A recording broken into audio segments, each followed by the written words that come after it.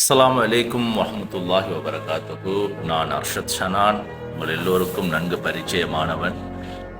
சமூக ஊடகங்களிலே பல்வேறுபட்ட இந்த சமூகத்துக்கு தேவையான பல நல்ல செய்திகளையும் குறும் திரைப்படங்களையும் கவிதைகளையும் எழுதி வருபவன், செய்து வருபவன். அதே நேரத்தில் காலத்துக்கு காலம் அரசியல் ரீதியாக அவ்வப்போது சில காணொளிகளூடாக உங்களை சந்திப்பதும் வழமை.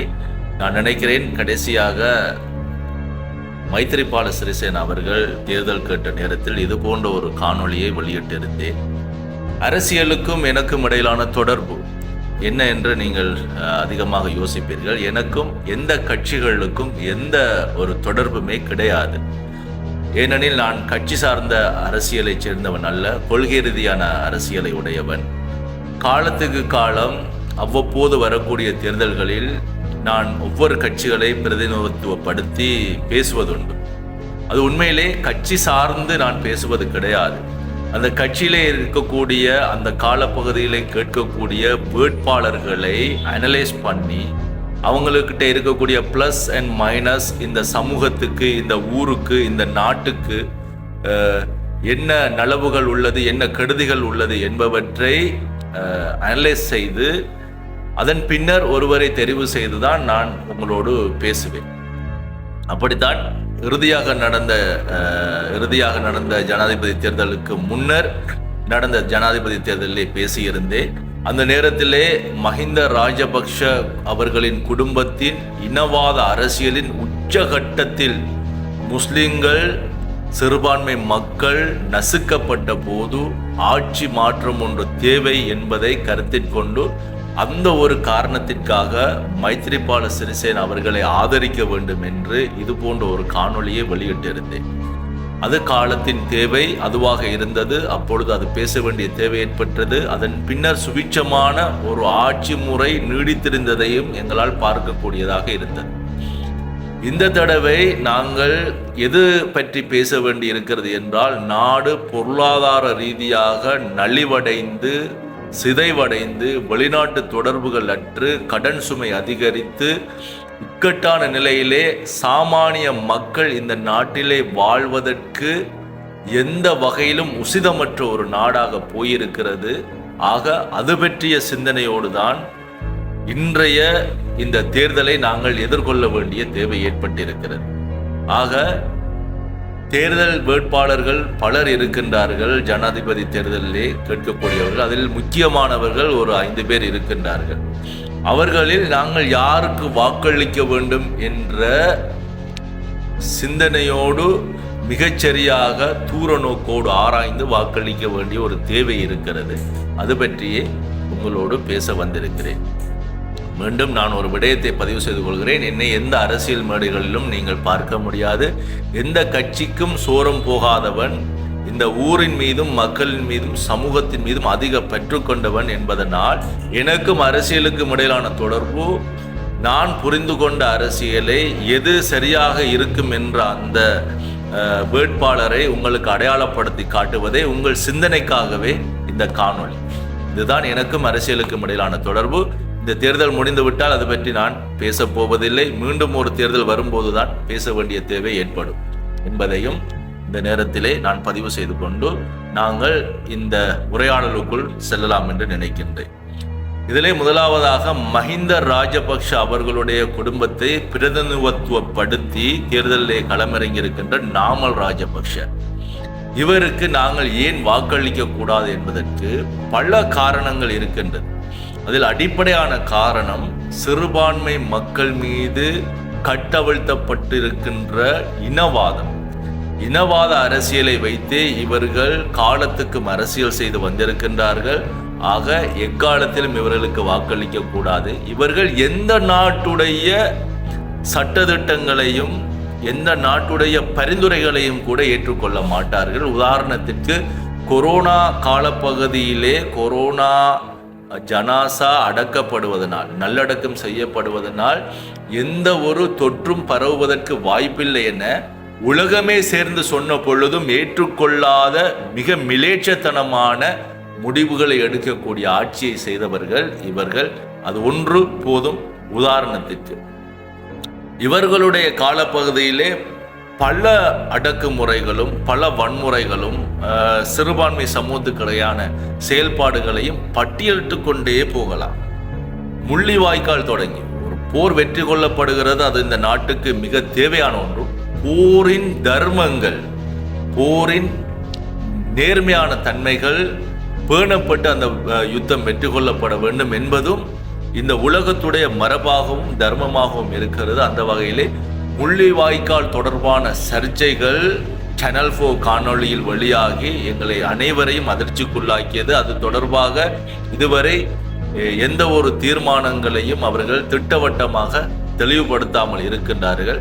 இது எங்களுடைய முஸ்லிம் சமூகம் சார்ந்து மட்டும் நாங்கள் பேசுவது சரியல்ல. தமிழ் மக்களின் பிரச்சனைகளில் இருந்து நாங்கள் ஆரம்பிக்கின்றோம். அடுத்து ஜனாசா எரிப்பு. ஜனாசா எரிப்புக்கு எவ்வளவோ நாங்கள் போராடி பார்த்தோம், கெஞ்சி பார்த்தோம், கதறி பார்த்தோம், காலில் விழுந்து பார்த்தோம். ஆனாலும் அவர்கள் பிடிவாதமாக இருந்து அத்தனை ஜனாசாக்களை எரித்து அவர்களுடைய இனவாதத்தின் உச்சகட்ட அந்த இனவாத அரசியலை வெளிப்படுத்தி இருந்தார்கள். இவர்களுடைய காலப்பகுதியில் அந்த கிறிஸ் மனித நடமாட்டங்கள் எல்லாம் இருந்தது இவர்களுடைய ஆட்சி காலப்பகுதியிலே. அது பற்றிய ஒரு சரியான ஒரு பாதுகாப்பு நடவடிக்கைகளை அவர்கள் எடுக்கவும் இல்லை. அது தொடர்பான ஆராய்ந்து இத்தனை 30 வருட காலமாக இருந்த விடுதலை புலிகளின் போராட்டத்தை முடிவுக்கு கொண்டு வந்த இந்த ஆட்சியில் கிறிஸ் மனிதர்களை கண்டுபிடிக்க முடியாமல் போனது என்பது ஒரு ஆச்சரியமான ஒரு விடயமாக இருந்தது. இந்த வெள்ளை வைன் கடத்தல் சம்பவங்கள் இடம்பெற்றது. நாட்டில் இருக்கக்கூடிய பிரபல்யமானவர்கள், புகழ் பெற்றவர்கள், அதிக பண வசதிகளோடு இருக்கக்கூடிய முதலாளிமார்கள், இவர்கள் எல்லாம் கடத்தப்பட்டது. அந்த செய்திகளை எல்லாம் நாங்கள் அப்பொழுது அறிந்திருந்தோம். இதுவும் இவர்களுடைய ஆட்சி காலப்பகுதியிலே தான் நடந்தது. அதன் பின்னர் தற்பொழுது இப்பொழுதும் ரணில் விக்ரமசிங்க அவர்களுடைய ஆட்சியில் கூட சில குழந்தைகள் கடத்தப்பட்டிருந்தன. இதற்கு பின்புலங்களில் கைது செய்யப்பட்டவர்கள் அவர்களை நாங்கள் பார்க்கின்ற பொழுது எல்லோருமே இந்த கட்சியோடு ஏதோ ஒரு வகையில் தொடர்பு பட்டே இருந்தார்கள். அடுத்து இந்த மலட்டு கொத்து, அதாவது கருத்தடை மாத்திரைகளை முஸ்லிம்கள் கடைகளில் உபயோகித்து கொத்துகளை விற்கின்றார்கள், அந்நிய மக்களுக்கு பெரும்பான்மை சிங்கள மக்களுக்கு விற்கின்றார்கள் என்ற குற்றச்சாட்டுகள் எல்லாம் இவர்களுடைய காலப்பகுதியில் தான் வந்தது.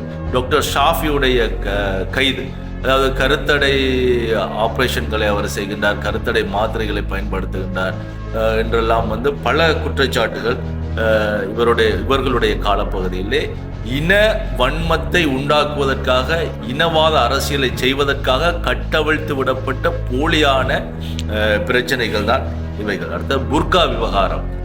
பெண்கள் புர்கா அணிவதில் ஒரு மிகப்பெரிய பிரச்சனை உருவாக்கியிருந்த, அட் த சேம் டைம் இந்தியாவிலே இருக்கக்கூடிய RSS பாஜகவுடைய ஆட்சியிலே இதே பிரச்சனை இந்தியாவிலே போய்கொண்டிருக்கின்ற அதே தருணத்திலே இலங்கையிலும் இந்த பிரச்சனை கட்டவிழ்த்து விடப்பட்டு சண்முகா பாடசாலை வரை அந்த பிரச்சனை நீடித்து பயணித்திருந்ததை நாங்கள் நன்கு அறிவோம்.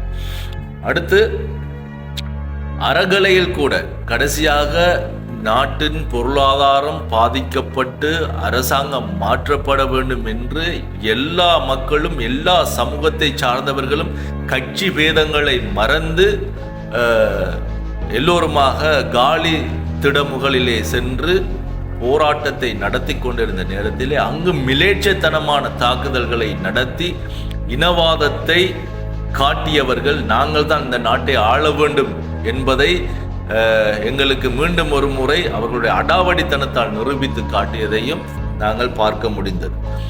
நிறைய இடங்களில் நில அபகரிப்பு, அதாவது சிறுபான்மை மக்கள் வாழக்கூடிய வடகிழக்கு பகுதிகளில் இருக்கக்கூடிய கைவிடப்பட்ட காணிகள், கேட்பாரட்டு இருக்கக்கூடிய காணிகள், காடுகளை போன்ற அமைப்பில் இருக்கக்கூடிய நிலப்பகுதிகளை எல்லாம் சிங்கள மக்களை குடியேற்றி ஆக்கிரமிப்பு செய்து அந்த நிலங்களை அபகரித்ததையும், பல இடங்களிலே வேண்டுமென்றே பொருத்தமற்ற இடங்களில் சிங்கள மக்கள் வாழக்கூடிய இடங்களில் புத்த சிலைகளை வைப்பது என்பது உசிதமான ஒரு விஷயம், ஒரு நாங்கள் வரவேற்கத்தக்க ஒரு விஷயம். ஏனெனில் இது ஒரு சிங்கள நாடு என்பதில் சிறுபான்மை மக்களுக்கு எந்த மாற்று கருத்தும் இருக்க முடியாது.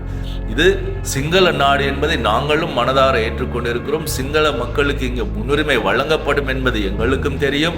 அவர்கள் வாழக்கூடிய பகுதிகளில் அவர்களுக்கு எல்லா சலுகைகளும் அவர்களுக்கு வழங்கப்பட வேண்டும் என்பதிலும் எங்களுக்கு எந்த மாற்று கருத்து இல்லை. ஏனோ சிறுபான்மை மக்கள் வாழக்கூடிய பகுதிகளில் எல்லாம் சிலைகளை வைத்து ஒரு பிரச்சனையை உண்டாக்க வேண்டும் என்று நடந்த சம்பவங்கள் எல்லாம் இவர்களுடைய காலப்பகுதியிலே தான் நடந்தேறியது. அது மட்டுமல்லாமல் கடந்த பொருளாதார பிரச்சனைகளையும் நாங்கள் யாரும் மறந்துவிட முடியாது. அதுவும் இவர்களுடைய காலப்பகுதியில், கோத்தபாய ராஜபக்ஷ அவர்களுடைய ஆட்சி காலப்பகுதியில் தான் மிகப்பெரிய பொருளாதார நெருக்கடியை நாங்கள் சந்தித்திருந்தோம். எங்களுக்கு தெரியும், இதில் பெட்ரோல் வரிசையிலே நாங்கள் நின்றது, மின்சாரம் இல்லாமல் நாங்கள் தடுமாறிக்கொண்டு இருந்தது, பொருட்களின் விலை அதிகரித்திருந்தது, 3 மடங்கால் விலைகள் அதிகரித்திருந்தது. வெளிநாடுகள் கடன் உதவிகளை செய்வதற்கு எந்த நாடும் முன்வரவில்லை. எங்கள் நாட்டின் மீது யாருமே நம்பிக்கையற்றிருந்தார்கள். பங்களாதேஷ் போன்ற நாடுகளிடம் கூட நாங்கள் கடன் வாங்க வேண்டிய துர்ப்பாக்கிய நிலைக்கு தள்ளப்பட்டிருந்தோம் இவர்களுடைய ஆட்சி கால பகுதியிலே. இவற்றையும் நாங்கள் யாரும் அவ்வளவு இலகுவில் மறந்துவிட முடியாது.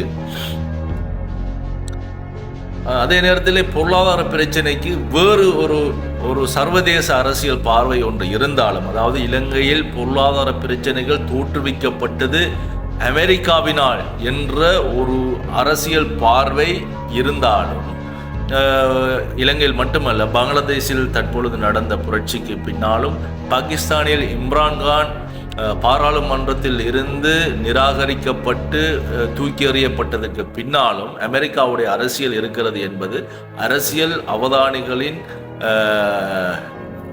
ஒரு பொதுவான ஒரு கருத்தாக இருக்கு. அதுக்கு காரணம், இந்த நாடுகள் எல்லாம் சைனாவோடு தொடர்புகளை வைத்திருக்கின்றமை அதற்கான காரணம். உதாரணத்துக்கு இப்போ உக்ரைன் ரஷ்யா வார் நடந்து கொண்டு இருக்கிறது. அமெரிக்கா எப்பொழுதும் நாங்கள் முதன்மையில் இருக்க வேண்டும் என்ற ஒரு பார்வையை கொண்ட ஒரு நாடு. அதனால் எந்த நாட்டிலும் பிரச்சனையை தீர்க்க மாட்டார்கள், பிரச்சனையை தலைமல் நிலையில் வைத்துக் கொண்டிருப்பார்கள். அவர்களுக்கு பொருத்தமற்ற ஆட்சிகளை நடத்தக்கூடிய நாடுகளிலே இது போன்ற கிளர்ச்சிகளை அவர்கள் உருவாக்குவார்கள் என்றெல்லாம் ஒரு பார்வை இருக்கின்றது. எது எப்படி இருப்பினும் மஹிந்த ராஜபக்ஷ அவர்களுடைய குடும்பத்தை நாங்கள் அடியோடு வெறுப்பதற்கு அடிப்படை காரணம், முஸ்லிம்களுடைய அடிப்படை மார்க்கம் சார்ந்த விடயங்களை வைத்தே இவர்கள் அரசியல் செய்ய ஆரம்பித்தார்கள் என்பதுதான் அடிப்படை காரணமாக இருக்கிறது. அவர்களுக்கு நாங்கள் வாக்களிக்க முடியாது. அடுத்து நாங்கள் இத வரிசையில பார்க்க இருப்பவர் ரணில் விக்ரமசிங்க. ரணில் விக்ரமசிங்க அவர்கள் மீது இந்த நாட்டு மக்களுக்கு ஒரு தெளிவான ஒரு பார்வை இருக்கிறது. அவர் ஒரு சிறந்த அரசியல்வாதி. அதாவது அவர் ஆக்ஸ்போர்ட் யூனிவர்சிட்டியிலே கல்வி கற்றவர். அவருக்கு பொருளாதாரம் சார்ந்த அறிவு இருக்கின்ற நம்மளுடைய நாட்டின் அரசியல்வாதிகளில் முதன்மையானவர் அவர். அதே நேரத்திலே அவருடைய காலப்பகுதியிலே வெளிநாட்டு தொடர்புகள் எல்லாம் மிக சுமூகமாக இருக்கும் என பல கருத்துகள் இருந்தாலும், இவரை முஸ்லிம்களாகிய நாங்கள் நிராகரிப்பதற்கு ஒரே ஒரு காரணத்தை நான் உங்களுக்கு சொல்லி தருகிறேன். மிக முக்கியமான காரணம், இவருக்கும் ராஜபக்ஷ குடும்பத்திற்கும் இடையில் மிக நெருக்கமான உறவுகள் இருக்கின்றது. அதனை பல இடங்களிலே அவர்கள் வெளிப்படுத்தி இருக்கின்றார்கள். உதாரணமாக, மைத்ரிபால சிறிசேனா அவர்கள் வெற்றி பெற்ற அந்த ஜனாதிபதி தேர்தலில் இறுதி வரைக்கும் ராஜபக்ஷ குடும்பத்தினர் ஏதோ ஒரு துருப்புச்சீட்டை பயன்படுத்தி வாக்குகளை மாற்றியாவது வெற்றி பெற வேண்டும் என்ற முனைப்போடு இருந்த நேரத்திலே அமெரிக்காவும் இந்தியாவும் நேரடியாக தலையிட்டு ராஜபக்ஷவினரை எச்சரித்து ஆட்சியை மைத்ரிபால சிறிசேன அவர்களின் கையிலே ஒப்படைக்க சொன்னது. மைத்ரிபால சிறிசேன மூலமாக ஆட்சியை கொண்டு வருவதற்கு காரணமாக இருந்தவர்கள் ரணில் விக்ரமசிங்கவும் சந்திரிகா பண்டாநாயக்கா குமாரதுங்க அவர்களும் என்பதில் எங்களுக்கு அந்த அரசியல் எல்லாம் நாங்கள் நன்கு அறிந்திருக்கின்றோம். இந்த காலப்பகுதியிலே நீங்கள் பார்த்தீர்கள் என்றால் உங்களுக்கு தெரிந்திருக்கும், மஹிந்த ராஜபக்ஷ தோல்வியடைந்த அன்றைய நாள் அதிகாலை அவருடைய வீட்டுக்கு சென்று அவரை காரிலே ஏற்றிக்கொண்டு அவர் அரச மாளிகையில் இருந்து அவரை காரில் ஏற்றுக்கொண்டு சேஃபாக கொண்டு போய் அவரை விட்டது ரணில் விக்ரமசிங்கே என்று சொன்னால் நீங்கள் ஆச்சரியப்படுவீர்கள். நிறைய பேருக்கு இது இந்த நேரத்தில் ஞாபகத்துக்கு வரும். இந்நிலையில் இவர்களுக்கு குடும்ப ரீதியாக ஒரு நெருக்கமான உறவு ஒன்று இருக்கின்றது. இவர்கள் அரசியலில் அடித்துக் கொள்வதை போல் மக்களுக்கு காட்டிக்கொண்டாலும் உள்ளக ரீதியாக இவர்கள் மிக நெருக்கமான நண்பர்கள். இந்த நட்பு என்பது முஸ்லிம்களுக்கு எந்த வகையில் ஆபத்தானது என்பதனை நான் சொல்லி வைக்க விரும்புகிறேன். அதே நேரத்தில் உங்களுக்கு தெரியும், கோத்தபாய ராஜபக்ஷ அவர்கள் நாட்டை விட்டு வெளியேறுகின்ற பொழுது அவர் நாட்டை வெறுமனே சும்மா விட்டு போகவில்லை. ரணில் விக்ரமசிங்க அவர்களை கூப்பிட்டு இந்த நாடை ஒப்படைத்திருந்தார். ஏனென்றால் அவர்களை பாதுகாக்கக்கூடிய ராஜபக்ஷ குடும்பத்தினரை சர்வ் பண்ணக்கூடிய ஒருவர் ரணில் விக்ரமசிங்க என்பது அதிலிருந்து எங்களுக்கு தெளிவாகின்றது.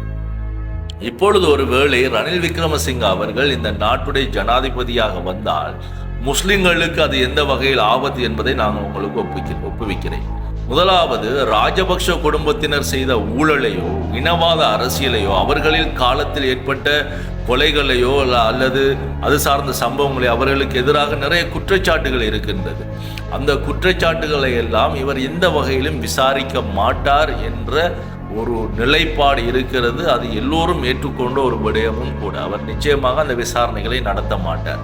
அதே நேரத்தில் இந்த 6 வருடங்களுக்கு பின்னர் ரணில் விக்ரமசிங்க அவர்களுடைய இந்த 6 வருடங்களுக்கு பின்னர் அவர் நன்கு முதிர்ச்சி அடைந்து விடுவார். அவருக்கு அரசியல் வாரிசுகளும் இல்லை, அவருடைய கட்சி தற்பொழுது ஸ்ட்ராங்காகவும் இல்லை. ஆகவே அவருக்கு பின்னால் உண்மையிலேயே அவர் ஏற்கனவே அவருக்கு இந்த ஆட்சி கையிலே ராஜபக்ஷ குடும்பத்தினர் கொடுத்திருக்கிறார்கள். அதற்கு அவருடைய நன்றி விசுவாசத்தை காட்டுவதற்காக மீண்டும் ராஜபக்ஷ குடும்பத்தினரையே அரசாள்வதற்குரிய ஏற்பாடுகளை செய்வார். அப்படியே அவர் செய்யவில்லை என்றாலும் இந்த 6 வருடங்கள் என்பது ராஜபக்ஷ குடும்பத்திற்கு எந்த அழுத்தங்களையும் கொடுக்காத ஆட்சியை ரணில் விக்ரமசிங்க அவர்கள் செய்ய போகின்றார்கள். ஏனெனில் இந்த காலப்பகுதியில் ராஜபக்ஷ குடும்பத்துக்கு எதிராக எந்த ஒரு சட்ட நடவடிக்கைகளையும் இவர் எடுக்க மாட்டார் என்பதனால் ராஜபக்ஷ குடும்பத்தினர் சுதாரித்துக் கொண்டு இந்த 6 வருடங்களில் மீண்டும் ஆட்சியை பிடிப்பதற்கு, நாமல் ராஜபக்ஷ அவர்களை மீண்டும் ஜனாதிபதி ஆக்குவதற்கு வேண்டிய எல்லா ராஜதந்திரங்களையும் அவர்கள் கையாளுவார்கள். எவ்வாறு மைத்ரிபால சிறிசேனவிடம் இருந்து இந்த ஆட்சியை பிடிப்பதற்கு அவர்கள் சில விடயங்களை கையாண்டிருந்தார்களோ, சில விடயங்களை நாங்கள் பொதுவாக பேச முடியாது, கையாண்டிருந்தால் அது போன்ற ஒரு சூழ்ச்சியை, இனவாத அரசியலை மீண்டும் ஏற்படுத்துவார்கள். அதுக்கு இந்த 6 வருடங்கள் அவர்கள் தயாராகுவதற்கான காலப்பகுதியாக அமைந்துவிடும் என்ற ஒரு பார்வை எல்லோருக்கும் இருக்கிறது. முஸ்லிம்களாகிய நீங்கள் தூர நோக்கு ஒரு அரசியல் பார்வை உங்களுக்கு இருக்க வேண்டும், ஒரு தெளிவான ஒரு அரசியல் பார்வை. நாங்கள் வாழ்கின்ற இந்த காலப்பகுதியை தாண்டி எங்களுடைய சந்ததிகளும் சிறப்பாக வாழ வேண்டும், இந்த நாட்டில் அமைதியாக வாழ வேண்டும். கடந்த காலங்களில் ஏற்பட்ட கசப்பான நிகழ்வுகளைப் போல, திகன கலவரங்களைப் போல, அழுகமையில் இடம்பெற்ற சம்பவங்களைப் போல, நோ லிமிட் எரிந்ததைப் போல, முஸ்லிம் வர்த்தகர்களுடைய சொத்துகள் சூறையாடப்பட்டதைப் போல, அதே போல ரத்தின வியாபார தொழில் பறிமுதல் செய்யப்பட்டதை போன்ற அசம்பாவிதங்கள் முஸ்லிம்களுக்கு நடக்காமல் இருக்க, அதான் சொல்லுவது எங்களுடைய காதுகளில் கேட்க நாங்கள் மிக கவனமாக சிந்தித்து வாக்களிக்க வேண்டிய ஒரு தேவைப்பாட்டுக்கு உள்ளாக்கப்பட்டிருக்கின்றோம். இந்த அடுத்த விடயம் இப்பொழுது உங்களுக்கு புரிந்திருக்கும், ஏன் ரணில் விக்ரமசிங்க திறமையானவர், தகுதியானவராக இருந்தும் ஏன் அவருக்கு வாக்களிக்க கூடாது. இதைவிட இன்னும் ஒன்று இருக்கிறது, அவர் பிரச்சனைகளை தீர்த்து வைப்பதில்லை. எல்லோரும் நினைத்து கொண்டிருக்கிறார்கள் நாட்டுடைய பொருளாதார நெருக்கடி பிரச்சனைகளை ரணில் விக்ரமசிங்க வந்து தீர்த்து வைத்திருக்கிறார்கள். அவர் தீர்த்து வைக்கவில்லை. அவர் ஒரு கண்கட்டி வித்தையை நடத்தி கொண்டிருக்கிறார். அவர் உண்மையிலே பிரச்சனைகளை தீர்க்க மாட்டார். பிரச்சனைகள் இல்லாததை போன்று ஒரு பாவனையை காட்டுவார், மக்களை அதை நம்ப வைப்பார். விலைகளை ஒரு பகுதியிலே தொடர்ந்து விலை ஏற்றத்தை காட்டிக்கொள்ளாமல் அதற்கு சட்டென விலையை குறைத்து இன்னொன்று ஆக இந்த கண்கட்டி வித்தையை இவர் தொடர்ந்து இதைத்தான் அவர் செய்ய போகின்றார். நாங்கள் நினைத்து கொண்டிருக்கின்றோம் பொருளாதார பிரச்சனைகளை தீர்த்து வைக்கிறார், நாட்டில் சுபிட்சமான ஒரு நிலைமை உருவாக்குகிறார் என்று. உண்மையிலேயே எங்களுடைய நாட்டின் கடன்கள் கொடுத்து தீர்க்கப்படுகிறதா? எங்களுடைய நாட்டின் கடன்கள் இவரால் கட்டப்படுகிறதா? எங்களுடைய நாட்டு பொருளாதார புதிய உட்கட்டமைப்பு வசதிகளை கொண்டு வந்திருக்கிறதா என்று கேட்டால் எதுவுமே இல்லை. ஆக இவர் அடுத்த தேர்தலுக்கு வெற்றி பெறுவதற்கான வேலைகளை செய்வதற்காக மக்களை பிரச்சனைகளை தீர்ப்பதை போன்று பாவனை காட்டி நம்ப வைத்துக் கொண்டிருக்கின்றார் என்ற விடயத்தை நீங்கள் விளங்கிக் கொள்ள வேண்டும். அடுத்து, இவர் ஒரு சிறந்த அறிவாளி என நான் குறிப்பிட்டிருந்தேன், சிறந்த புத்திஜீவி. அதே அவருடைய அறிவையும் ஆற்றலையும் அவர் எவ்வாறு பொருளாதார விடயங்களுக்கு பாவிக்கின்றாரோ அதே போல அவர் இந்த அறிவை மோசடிகளுக்கும் களவுக்கும் பாவித்தாலும் கூட நாட்டு மக்களுக்கோ இங்கே இருக்கக்கூடிய அரசியல்வாதிகளுக்கோ அதை அனுமானிக்க முடியாத அளவு திருட்டுகளை இவர் செய்வார். அதற்கு ஒரு உதாரணம்தான் மத்திய வங்கியில் கொள்ளையிடப்பட்ட 1000 கோடி ரூபாய் ஊழல். இவர் மீது அந்த வழக்கு இருக்கிறது. வருங்காலத்தில் ஆட்சி மாற்றம் ஒன்று நிகழ்கின்ற பொழுது நிச்சயம் இந்த பிரச்சனை கையில் எடுக்கப்படும். நீதிமன்றம் இந்த விசாரணையை எடுத்துக்கொள்ளும். ஆக இவரை நிராகரிப்பதற்கு இது போன்ற பல காரணங்கள் இருக்கின்றன. அடுத்து, சஜித் பிரேமதாச. எங்களுக்கு தெரியும், 2019ஆம் ஆண்டு நடைபெற்ற தேர்தலிலே நாங்கள் எல்லோருமே சேர்ந்து, அதாவது மூதூர் தொகுதியிலே 89% வாக்குகள் சஜித் பிரேமதாசாவுக்கு வழங்கப்பட்டது. அதற்கு காரணம் என்னவெனில், அப்பொழுது மஹிந்த ராஜபக்ஷ அவர்களுடைய இந்த 20வது சீர்திருத்த வாக்களிப்பு, ஜனாசா எரிப்பு, கொரோனா காலத்தில் ஏற்பட்ட சம்பவங்கள், இது போன்ற பல இன அழுத்தங்கள், இன ரீதியான அடக்குமுறைகள் இடம்பெற்றதால் மஹிந்த ராஜபக்ஷவை இந்த ஆட்சியிலிருந்து, அவருடைய குடும்ப வாரிசுகளின் ஆட்சியிலிருந்து இந்த ஆட்சியை மாற்ற வேண்டும் என்ற முனைப்போடு நாங்கள் எல்லோரும் சஜித் பிரேமதாசவுக்கு வாக்களித்திருந்தோம். அது உண்மையும் தான், நியாயமான காரணமும் தான். ஆனாலும் இந்த சஜித் பிரேமதாஸ் அவர்களுக்கு வாக்களித்ததற்கு பின்னரான ஏற்பட்ட பொருளாதார நெருக்கடிகள், இந்த நாடு எதிர்கொண்ட பிரச்சனைகளின் போது சஜித் பிரேமதாசவுடைய அரசியல் நடவடிக்கைகளை பார்க்கின்ற பொழுது அவர் ஏதோ அமைச்சு பதவிக்கு மாத்திரமே தகுதியானவரை போன்று எங்களுக்கு தெரிகின்றது. உண்மையிலே அரசியலை பொறுத்த வரைக்கும் ஒரு நாட்டின் ஜனாதிபதி என்பது மிக முக்கியமான ஒரு பெருமதி வாய்ந்த, ஒட்டுமொத்த நாட்டு மக்களுக்கும் வகை சொல்லக்கூடிய ஒரு பொறுப்பு. அந்த பொறுப்பில் இருக்கக்கூடிய ஒருவருடைய பேச்சு, அவருடைய கட்ஸ், அவருடைய அந்த ஆளுமை என்பது எல்லா இடங்களிலும் வெளிப்படுத்தப்பட வேண்டும். உதாரணத்திற்கு, இந்த பொருளாதார நெருக்கடிக்கு பின்னர் எவ்வாறு ரணில் விக்ரமசிங்க அவர்கள் ஜனாதிபதியை கையில் பாரம் எடுக்கிறாரோ, அதே நேரத்தில் பிரதமர் பதவி ஒன்று வெற்றிடமாக இருந்தது. அந்த பிரதமர் பதவிக்கு சஜித் பிரேமதாச அழைக்கப்பட்டிருந்தார். ஒரு எல்லா கட்சிகளும் சேர்ந்து ஒரு சுமூகமான ஆட்சியை உருவாக்க வேண்டும் என்ற ஒரு நிலைப்பாடு வந்த பொழுது சஜித் பிரேமதாச அவர்கள் அந்த இடத்திலே சற்று தடுமாறியதையும், தீர்க்கமான முடிவெடுப்பதற்கு அவரால் முடியாமல் போனதையும் எங்களால் பார்க்கக்கூடியதாக இருந்தது. ஆக ஆளுமை தொடர்பில் சஜித் பிரேமதாச அவர்களுடைய அந்த அரசியலிலே ஒரு பெரிய கேள்வி ஒன்று இருக்கிறது. அவர் பேசுவது கூட ஏதோ சிறுபிள்ளைத்தனமான பேச்சுகள், ஒன்றுக்கொண்டு முரணானவை.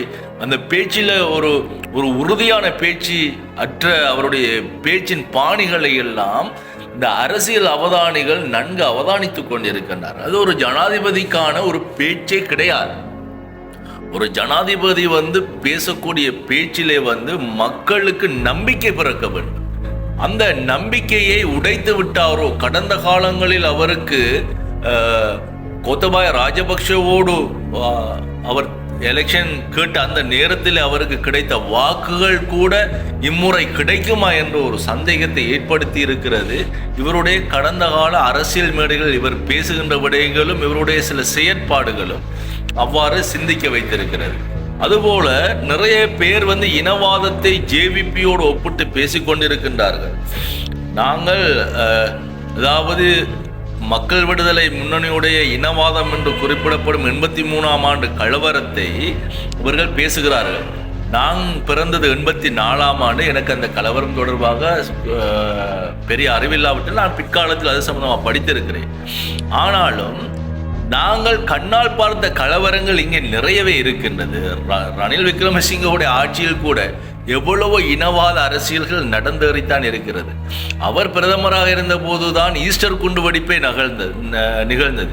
ஈஸ்டர் குண்டுவெடிப்பின் சூத்திரதாரிகளை இந்த இலங்கை அரசியல்வாதிகள், ஒட்டுமொத்த அரசியல்வாதிகளும் சேர்ந்தே மறைத்து கொண்டிருக்கிறார். இதுக்கு பின்னால் ஒரு பெரிய அரசியல் சக்தி இருப்பதாக,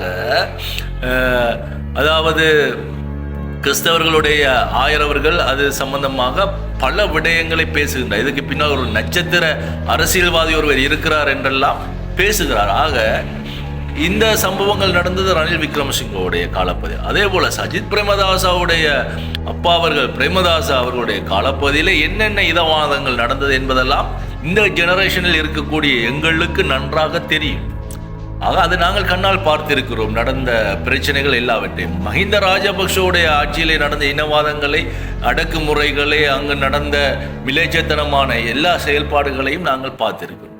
ஆக இங்கே நாங்கள் எல்லோருக்கும் வாக்களித்திருக்கிறோம். சஜித் பிரேமதாசாவுக்கு நாங்கள் வாக்களித்திருக்கிறோம். மஹிந்த ராஜபக்ஷ அவர்களுக்கு முஸ்லிம்கள் எல்லோரும் சேர்ந்து யுத்தத்தை ஒழித்தார் என்பதற்காக 2005ஆம் ஆண்டு நாங்கள் எல்லாரும் ஒட்டுமொத்தமாக சேர்ந்து வாக்களித்திருக்கின்றோம். அவருக்கு ரணில் விக்ரமசிங்கவுக்கு வாக்களித்திருக்கிறோம். இவர்கள் எல்லாரும் இனவாதிகளாக இருந்தே இருக்கின்றார்கள். இதே நேரத்தில் இந்த எங்களுடைய சஜித் பிரேமதாஸ் அவர்கள் தொடர்பாக இன்னும் ஒரு சிறுபான்மை மக்களின் ஒரு நிலைப்பாடு இருக்கிறது.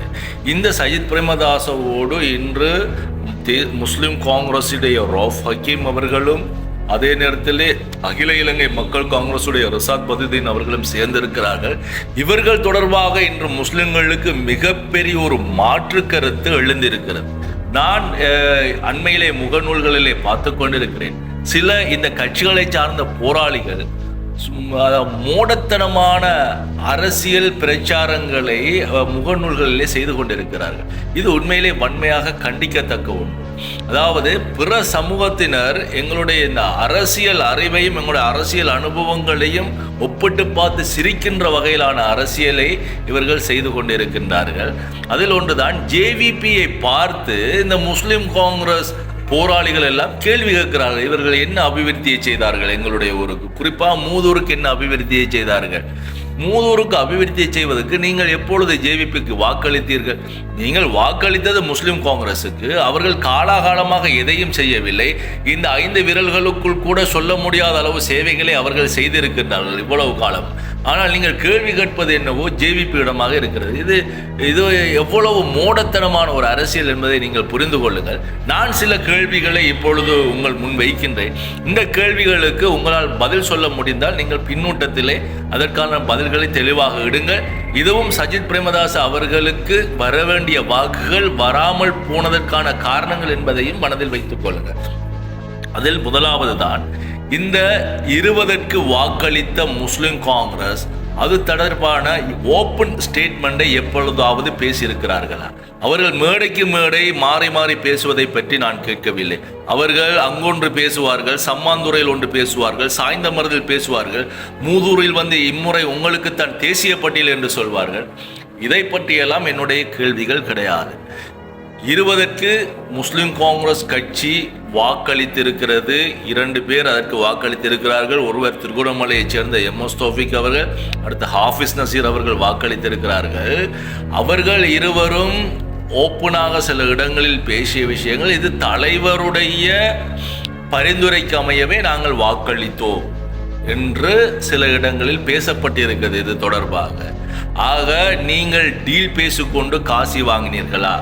இல்லை. அப்படி இல்லை என்றால், காசி வாங்கவில்லை என்றால், நீங்கள் இவ்வாறு வாக்களித்த இருவரையும் 3 மாதங்களுக்குள்ளே திருப்பி சேர்த்து விடுவீர்கள் என்று அன்று சோசியல் மீடியாவில் இருக்கக்கூடிய அத்தனை முஸ்லிம்களும் பதிவிட்டார்கள். இது ஒரு டீல் நடந்திருக்கிறது. முஸ்லிம் காங்கிரசுடைய தலைவர் ரிசாத் பதுதீன் அவருடைய கட்சி தலைவர், இவர்கள் 2 பேரும் சொல்லியே இந்த வாக்குகள் அளிக்கப்பட்டிருக்கிறது. கோத்தபாய ராஜபக்ச அவர்களுக்கு இதுக்கு பெருந்தொகை பணம் கைமாறி இருக்கிறது. ஆக தலைவர்களுடைய ஒப்புதல் இல்லாமல் இது நடந்திருக்காது. இதனை மறைப்பதற்காக இவர்கள் கட்சியிலிருந்து டெம்பரரியாக விலக்கப்பட்டிருக்கிறார்கள். 3 மாதத்துக்குள் தலைவர் மன்னித்து மீண்டும் சேர்த்துக் கொள்வார் என்று அப்பொழுது பதிவிட்டிருந்தார்கள். சொன்னதை போல் சிறிதும் பிசகாமல் முஸ்லிம் காங்கிரஸ் அவர்கள் இருவரையும் சேர்த்து கொண்டதற்கான விளக்கத்தை உங்களால் கொடுக்க முடியுமா? நீங்க என்ன விசாரணை வைத்து எந்த அடிப்படையில் நீங்கள் சேர்த்தீர்கள்? முஸ்லிம்களின் ஒட்டுமொத்த பிரதிநிதிகளாக இருக்கக்கூடிய நீங்கள் முஸ்லிம்களுடைய நிலைப்பாடுகளை அறிந்து கொள்ளாமல், முஸ்லிம்கள் மக்களுடைய உணர்வுகளை மதிக்காமல் இவர்களை எந்த வகையில் நீங்கள் கட்சியில் இணைத்துக் கொண்டீர்கள்? இதனை நீங்கள் ஓப்பனாக ஒரு மீடியா கான்ஃபரன்ஸில் நீங்கள் இந்த கேள்விகளுக்கு பதில் சொல்ல முடியுமா முஸ்லிம் காங்கிரஸ்? நான் உங்களை பார்த்து கேட்கக்கூடிய கேள்வி இது. ஆக இந்த கேள்விக்கு உங்களிடத்தில் நிச்சயமாக பதில் இருக்காது. ஜனாசா எரிக்கப்பட்ட போது ஜனாசா எரித்தவர்களே இன்று ஒப்புக்கொண்டு விட்டார்கள். நாங்கள் செய்தோம், தவறுதலாக செய்துவிட்டோம், எங்களை மன்னியுங்கள், ஏற்றுக்கொள்ளுங்கள் என்று மன்றாடி கொண்டிருக்கிறார். ஆனால் இந்த ஹாஃபிஸ் நசீர் என்று சொல்லக்கூடிய அந்த அரசியல்வாதி சொல்கிறார், ஜனாசா எரிக்கப்படவில்லை, பொட்டிகள் தான் எரிந்தன. ஆக ஜனாசாவுக்கு என்ன நடந்தது என்பது ரகசியம்.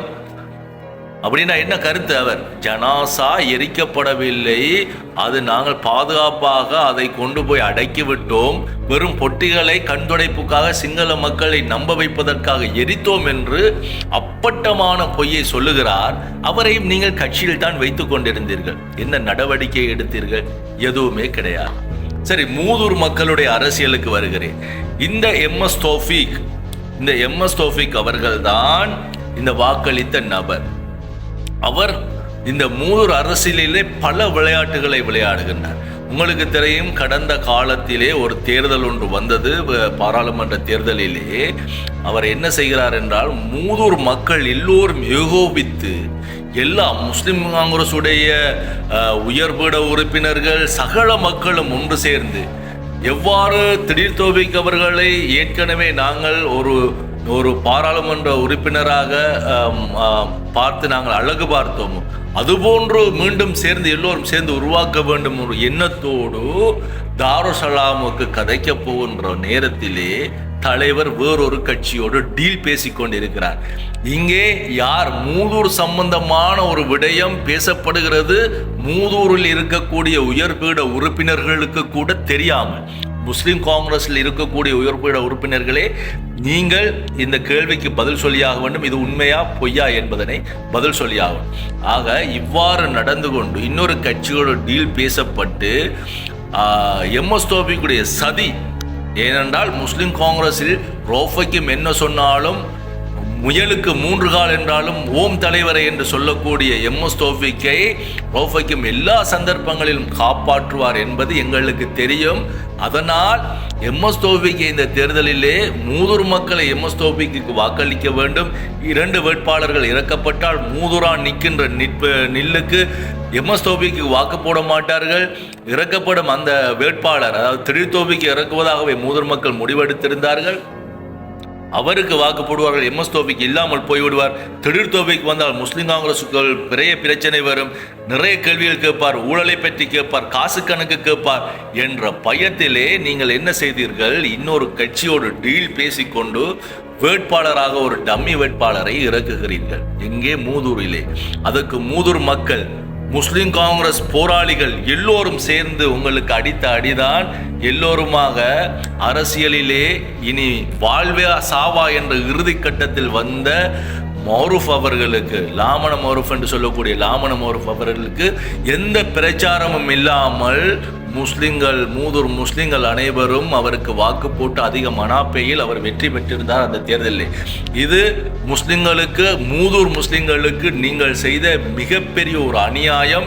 இந்த அரசியல் துரோகத்தை யாரும் மறக்க மாட்டார்கள், முஸ்லிம் காங்கிரஸின் சில போராளி குஞ்சுகளை தவிர. இந்த கேள்விகளுக்கு நீங்கள் கட்டாயம் பதில் சொல்ல வேண்டும். அடுத்து முக்கியமான ஒரு விடயத்துக்கு வருகிறேன். இந்த தேசிய நீர்வளங்கள் வடிகாலமைப்பு சபையிலே அமைச்சராக இருக்கின்ற நேரத்தில் ரௌஃப் ஹக்கீம் அவர்கள் இந்த காரியாலயத்திலே வேலை பார்க்கக்கூடிய ஒருவன் என்ற வகையில் எனக்கு இது தொடர்பான சகல விடயங்களும் தெரியும். எம்எஸ் தௌபிக் அவர்களுடன் நாங்கள் பேசியிருக்கின்றோம். ரவுஃப் ஹக்கீம் அவர்களோடு பேசப்பட்டிருக்கின்றது. நாங்கள் இதற்காக போர்ட் பேப்பர் எல்லாம் செய்து நாங்கள் எங்களுடைய தலைமை காரியாலயத்தோடு தொடர்பை ஏற்படுத்தியிருக்கின்றோம். மூதூரில் இதற்கான லேண்ட் ஒன்று இருக்கிறது, இதில் அழகான ஒரு பில்டிங்கை கட்ட முடியும், ஏரியா இன்ஜினியர் ஆஃபீஸை இங்கே கொண்டு வாங்க என்று எவ்வளவோ போராடி பார்த்தோம். ஆனால் எம்எஸ் தௌஃபிக் அவர்களுடைய புத்தி கினியாவுக்கு அதை கொண்டு போக வேண்டும். ஓகே, பிரச்சனை இல்லை, கினியா எங்களுக்கு பக்கத்தூர் தானே, ஏதோ நம்மளுக்குள்ள வரப்போகுது என்று நாங்கள் நினைத்தோம். ஆனால் கினியாவில் அதற்குரிய காணி இல்லை. ஆக காணி இல்லைன்னா நீங்கள் என்ன செய்யணும்? அதை மூதூருக்கு கொடுக்கணும், இல்லைன்னா தோப்பூருக்கு கொடுக்கணும். பக்கத்தில் இல்லை ஏதோ ஒரு இடத்துல அதை நாங்கள் எடுத்திருக்கலாம். ஆனால் நீங்கள் எல்லாரும் பொடி போக்காக இருந்து விட்டீர்கள். எடுத்தால் கினியாவுக்கு எடுப்பேன், மூதூருக்கு கொடுக்கக்கூடாது என்ற உங்களுடைய மனநிலையில் இருந்ததனால் இன்று அந்த காரியாலயம் கந்தலாயில் கட்டப்பட்டிருக்கிறது. நான் உங்களை பார்த்து கேட்கிறேன், உங்களால் ஆயுள் முடிவதற்குள், ஹஜ் தலைவராகிய ரவுஃப் ஹக்கீம் அவர்களை உங்களுடைய ஆயுள் முடிவதற்குள் இந்த காரியாலயத்தால் உங்களால் மூதூருக்கு திரும்ப கொண்டு வர முடியுமா? கடைசி வந்தாலும் நடக்காத விடயங்கள் இவை, எங்களை இருந்து கைகளில் இருந்து பறிக்கப்பட்ட விடயங்கள் இவை என்பதை நீங்கள் கருத்தில் கொள்ள வேண்டும். ஆக இவ்வாறு ஒரு சிறுபிள்ளைத்தனமாக மூதூர் மக்களை ஏமாற்றும் பல அரசியல்களை செய்து கொண்டிருக்கின்ற இந்த முஸ்லிம் காங்கிரசினர் ஜேவிபியை பார்த்து கேள்வி கேட்கிறார்கள். ஹாஸ்பிட்டலுடைய தரமுயர்வுக்கு என்ன செய்யும்? ஹாஸ்பிட்டலுடைய தரமுயர்வுக்கு அதிகம் பாடுபட்டவர்கள் பிடிஎஃப்ல இருக்கக்கூடியவர்கள். அவர்களைத்தான் நான் அதிக ஆர்ப்பாட்டங்களிலும் கலந்துரையாடல்களிலும் மீட்டிங்களிலும் நான் சந்தித்திருக்கிறேன். ஆக அவ்வாறு இருக்கக்கூடிய அந்த இளைஞர்கள் எல்லாம் இன்று ஜேவிபியோடு இருக்கிறார்கள், ஜேவிபியோடு அவர்கள் சேர்ந்து இருக்கிறார்கள். ஆக முஸ்லிம் காங்கிரஸ் தரம் உயர்த்தியதாம் ஹாஸ்பிட்டலை. ஒரு போராளி பதிவிடுகின்றார். அடுத்து அவர் பதிவிடுகின்றார், கர்ப்பிணி பெண்கள் விதவை பெண்களுக்கு வாழ்வு கொடுத்தார்களா? என்ன வாழ்வு கொடுத்தார்கள், என்ன செய்தார்கள் என்று எனக்கு தெரியாது அவர் சொல்லுகின்றார்.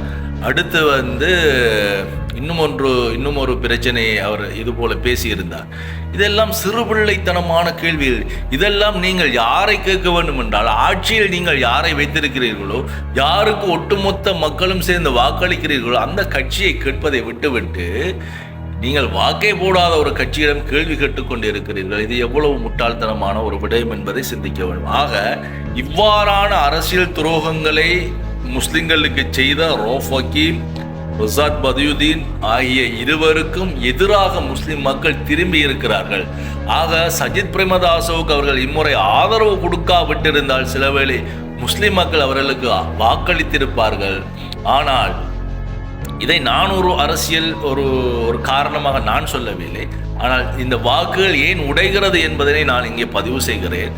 இவர்கள் மீது இருக்கக்கூடிய கோபத்தை வெளிப்படுத்த வேண்டிய தேவை முஸ்லிம்களுக்கு இருக்கிறது. ஏனென்றால் இவர்கள் நினைத்து கொண்டிருக்கிறார்கள், இவர்கள் அங்கே டீல் பேசுகிறார்கள். எப்படின்னு சொன்னால், நாங்கள் இவ்வளவு வாக்கு எடுத்து தருவோம், எங்களுக்கு நீங்கள் என்ன தருவீங்க என்ற ஒரு டீல் பேசப்பட்டு கொண்டு தான் இருக்கிறது. இந்த அரசியலிலும் சஜித் பிரேமதாசோடு இந்த டீல் பேசப்பட்டு தான் இருக்கிறது.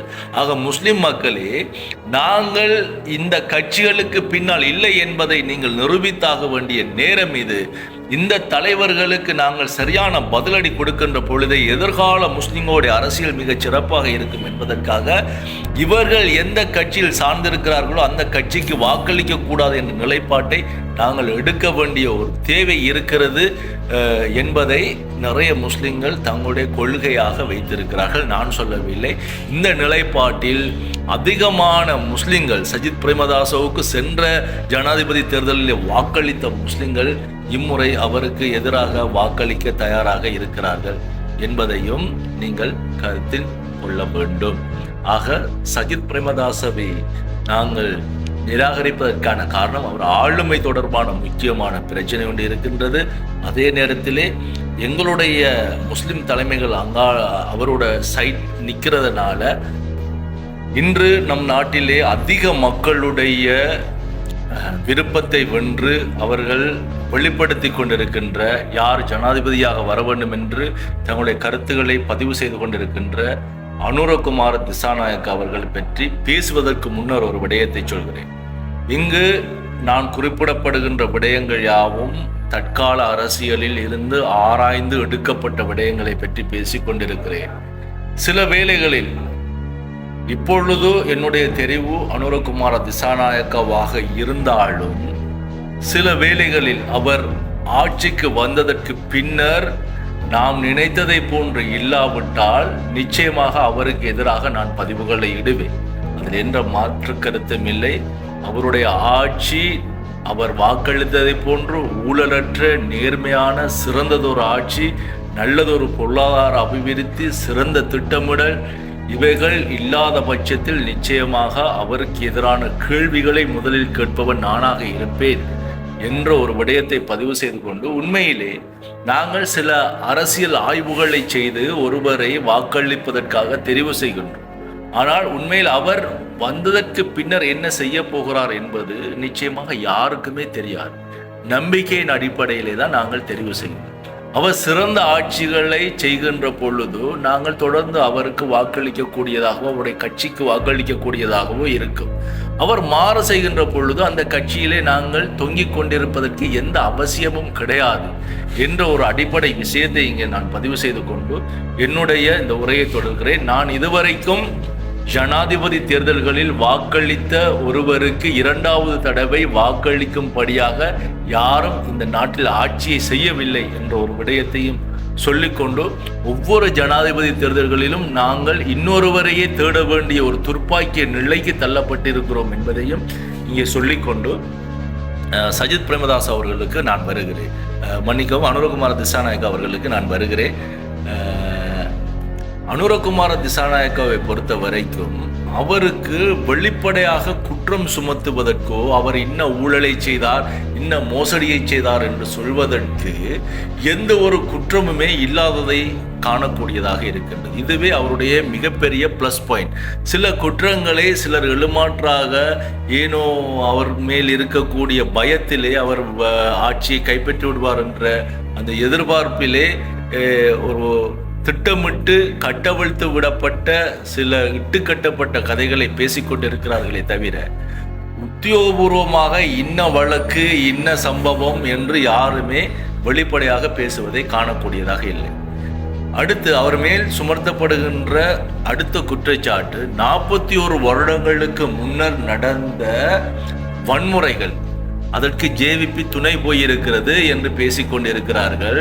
அதற்கு பின்னர் வந்த எல்லா கட்சிகளுமே வன்முறையில் ஈடுபட்டது, இன அழிப்பு விவகாரங்களை செய்தது என்பதை மறந்துவிட்டு, ஆக 41 வருடங்களில் ஜேவிபி பல முன்னேற்றங்களை கண்டு பல புதிய இளைஞர்களை உள்வாங்கிக் கொண்டு தங்களுடைய சித்தாந்தங்களில் நிறைய மாற்றங்களை செய்து ஒரு நல்லதொரு கட்சியாக பரிணமித்து இன்று இருக்கக்கூடிய அத்தனை பேருமே சிறந்த ஒரு கொள்கை பிடிப்புடன் செயற்படக்கூடியவர்களை உள்ளடக்கிய கட்சியை பார்த்து 41 வருடங்களுக்கு முன்னர் நடந்த குற்றங்களை பற்றி பேசிக்கொண்டிருக்கிறார்கள். நடுவிலே விடப்பட்ட தவறுகளை எல்லாம் மறந்துவிட்டு அது அடுத்த நிலைப்பாடு. அனுரகுமார திசாநாயக்கவோடு அதிகமாக அவரோடு சேர்ந்திருக்கின்றவர்களை பார்த்தால் இளைஞர் அணியினர். உண்மையிலே ஒரு நாடு இளைஞர்களுடைய கையிலே ஒப்படைக்கப்பட வேண்டும். ஏனென்றால் புதிய உலகத்தை நோக்கிய ஒரு புதிய சிந்தனையுடைய புதிய விடயங்களை உள்வாங்கிய நாலேஜபிள் பர்சன் தான் இப்போ இருக்கக்கூடிய இளைஞர்கள். அவர்களை கொண்டே இந்த நாட்டுடைய எதிர்காலத்தை மிகச்சரியாக திட்டமிட முடியும் என்று சிந்தித்து அவர்களை உள்வாங்கி அவர்களுக்கு கூட ஒரு மாற்றத்தை உருவாக்க நினைக்கின்ற ஒரு கட்சி இந்த ஜேவிபி கட்சியினர். அது அடுத்த இரண்டாவது முக்கிய காரணமாக இருக்கிறது. அடுத்து அவர்கள் நிறைய திட்டங்களை ஆல்ரெடி திட்டமிட்டு வைத்திருக்கிறார்கள். ஒரு நாட்டுடைய பொருளாதாரத்தை எப்படி நாங்கள் கட்டி எழுப்புவது என்பது தொடர்பாக பொருளாதார அறிஞர்களை அணுகி அவர்களுக்கூடாக பல திட்டங்களை தெளிவாக திட்டமிட்டு வைத்திருக்கின்றார்கள். இது தொடர்பாக அனுரகுமார திசாநாயக்க அவர்கள் இறுதியாக வழங்கிய ஒரு பேட்டி நிகழ்ச்சியிலே மிக தெளிவாக அதை பற்றி சொல்கின்றார். உங்களுக்கு தெரியாது, இந்தியாவிலே பக்கத்தில் இருக்கக்கூடிய இந்தியாவிலே பொருளாதார நிபுணர் குழு என்ற அந்த குழுவிலே இருக்கக்கூடிய எவருமே அரசியல்வாதி கிடையாது. சுமார் 8 பேரை கொண்ட அந்த குழுவிலே இருக்கக்கூடிய அத்தனை பேரும் ஆக்ஸ்போர்ட் கேம்பிரிட்ஜ் யூனிவர்சிட்டியிலே எக்கனாமிக்கல் வைஸாக மிகச் சிறப்பான கல்வி தேர்ச்சிகளை பெற்ற PhD முடித்தவர்கள் கொண்ட ஒரு குழுதான் இந்தியாவுடைய பொருளாதார கட்டமைப்பை வழிநடத்தி கொண்டிருக்கிறது. ஆனால் இலங்கையுடைய கடந்த கால அரசியல்களை பார்க்கின்ற பொழுது அரசியல் கட்சி சார்ந்த உறுப்பினர்கள் தான் இந்த பொருளாதார நிபுணர் குழுவிலே இருக்கின்றார்கள். ஏற்கனவே நமது நாட்டில் இருக்கக்கூடிய அரசியல்வாதிகளில் அதிகமானவர்களுக்கு கல்வி தகமையே கிடையாது. இவர்கள் பொருளாதார குழுவில் இருந்து என்னதை யோசிக்கப் போகின்றார்கள்? ஆக இதன் பால் அனுரகுமார திசாநாயக்க அவர்கள் அதிக கவனம் செலுத்தி பொருளாதார நிபுணர்களை கொண்ட ஒரு குழுவை வைத்து எதிர்கால உட்கட்டமைப்பு வசதிகள், நாட்டுக்கு வெளிநாட்டு முதலீடுகளை கொண்டு வருவதற்கான வழிகளை எல்லாம் ஏற்கனவே அவர் அழகாக திட்டமிட்டு வைத்திருக்கின்றார். நாட்டிலே செலவுகளை குறைப்பது சம்பந்தமாக ஒரு பெரிய திட்டம். அரசியல்வாதிகள் அதிக சுகபோகங்களை அனுபவித்துக் கொண்டிருக்கிறார்கள் இந்த நாட்டிலே. சாமானிய மக்கள் இங்கே கஷ்டத்திலே துடித்துக் கொண்டிருக்க, எங்களுடைய வரிப்பணத்தின் மூலமாக சம்பளத்தை பெறுபவர்கள் அதிகமான சுகபோகங்களை அனுபவித்துக் கொண்டிருக்கிறார். அவற்றை எல்லாம் அவர் கட்டுப்படுத்துவதாக சொல்லி இருக்கின்றார். அடுத்து முக்கியமான விஷயம், ஊழலற்ற ஒரு நாடு. உங்களுக்கு தெரியும், துருக்கி மிக பாதாளத்தில் கிடந்த ஒரு நாடு இன்று எழுந்து நின்று வல்லரசாக மாறி இருக்கிறது என்றால் அதற்கு காரணம் தற்பொழுது இருக்கக்கூடிய அர்துர்கான் அவருடைய அடிப்படை கொள்கை யாதனில் ஊழலற்ற ஆட்சியை அந்த நாட்டில் ஏற்படுத்தியது. சகல ஊழல் செய்த சகல அதிகாரிகள், அரசியல்வாதிகள் அத்தனை பேரையும் கைது செய்து அவர்கள் அத்தனை பேரையும் தண்டித்து அந்த நாட்டிலே இன்று ஒரு செழிப்பான ஒரு மறுமலர்ச்சி மிக்க ஒரு நாடாக ஆக்கியிருக்கிறார். அது போன்ற ஒரு நாட்டை உருவாக்க வேண்டும் என்ற ஒரு கொள்கையோடு, கொள்கை பிடிப்போடு இருக்கக்கூடியவர் தான் இந்த அனுரகுமார திசாநாயக்க. ஆக ஊழல்கள் தடுக்கப்பட்டாலே, அரசு அதிகாரிகளிடத்தில் இருக்கக்கூடிய ஊழல்கள், லேண்ட் டிபார்ட்மெண்டில் இருக்கக்கூடிய ஊழல்கள், போக்குவரத்து போலீசாரிடத்தில் இருக்கக்கூடிய ஊழல்கள், இவை எல்லாம் தடுக்கப்பட்டாலே நாட்டிலே ஒரு சுபிட்சமான ஒரு மறுமலர்ச்சி மிக்க ஒரு நாடாக இந்த நாடு மாறிவிடும் என்பதில் எந்த சந்தேகம் இல்லை. அதற்கான திட்டங்கள் அவர்களிடம் அதிகமாகவே இருக்கிறது. இது போன்ற பல காரணங்கள். அதை தாண்டி சிம்பிளாக எல்லோருக்கும் சொல்வதானால், நாங்கள் ஏற்கனவே இந்த ஏனைய 3 கட்சியினருக்கும் 3 உறுப்பினர்களுக்கும் வாக்களித்து சலித்து போனவர்கள் நாங்கள். ஆக புதிய ஒரு கட்சி புதிதாக ஒன்றை சொல்கிறது, அவருக்கு வாக்களித்து பார்த்து அவர்களுக்கு ஆட்சியிலே வைத்து ஆட்சி செய்ய வைத்து பார்த்து அவர்களுடைய தவறுகளை சுட்டிக்காட்ட வேண்டுமே தவிர, நாங்கள் வெளியில இருந்து கொண்டு அவர் ஆட்சி செய்து கொள்ள மாட்டார், அவரால் இயலாது, அவரால் முடியாது என்ற கருத்துக்களை நாங்கள் எழுமாற்றாக பரப்புவது என்பது எந்த வகையிலும் ஏற்றுக்கொள்ள முடியாது என்பதை சொல்லிக்கொண்டு, இம்முறை ஆல்ரெடி மக்கள் தெரிவு செய்து விட்டார்கள். அனுரகுமார திசாநாயக்கவுக்கு தான் வாக்குகளை அளிக்க வேண்டும் என்று அந்த முடிவிலே மக்கள் இருக்கிறார்கள். நானும் அந்த முடிவை சிறந்த முடிவென தெரிவு செய்திருக்கிறேன். மக்களாகிய இந்த ஊருடைய மக்கள், இந்த காணொலியை பார்க்கக்கூடிய மக்கள், நீங்களும் இந்த காணொலியிலிருந்து தெளிவு பெறுவீர்கள். எனக்கு தெரியாத விடயங்கள், நான் குறிப்பிடாத விடயங்கள், இல்லை நான் சொன்னது தவறு என்று சொல்லக்கூடிய விடயங்களை நீங்கள் பதிவு செய்யுங்கள். அது பற்றி நான் மிக அழகாக சிந்திக்கக்கூடிய ஒருவன், பலருடைய கருத்துக்களை உள்வாங்கக்கூடிய ஒருவன், திறந்த மனப்போக்குடைய ஒருவன். ஏனெனில் நான் எந்த கட்சியினாலும் சார்ந்திருக்கவும் இல்லை, வளர்க்கப்படவும் இல்லை, நான் சோரம் போகவும் மாட்டேன் என்ற தகவலை இந்த நேரத்தில் பதிவு செய்து கொண்டு இந்த உரையை நான் நிறைவு செய்து கொள்கிறேன்.